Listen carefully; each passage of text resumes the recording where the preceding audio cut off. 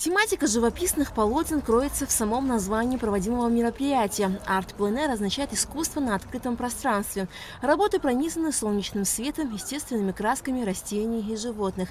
В 19-м международном анималистическом арт-кампусе принимают участие порядка 80 детей из разных регионов России, а также юные абхазские художники. В рамках проекта будут проходить ежедневные анималистические зарисовки, пленэры, просмотры, конкурсы, мастер-классы и экскурсии.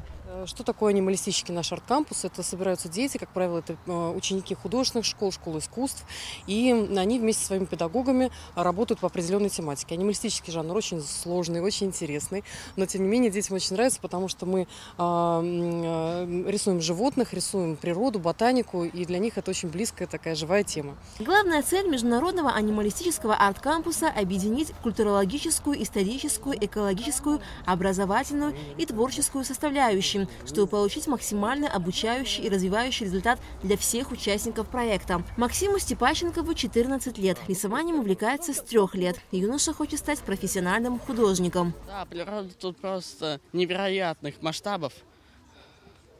Я даже не знаю, как это описать. У нас в Москве все не так.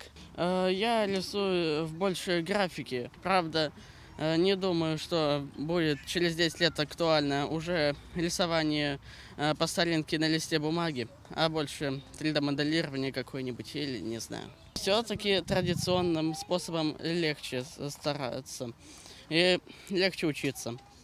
И я все-таки буду.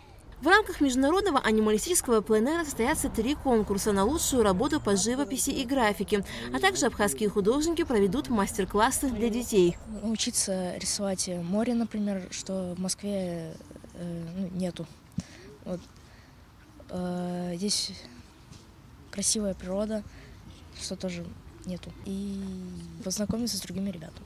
19-й международный арт-кампус завершится 4 ноября. Итогом мероприятия станет награждение победителей конкурса пленэра.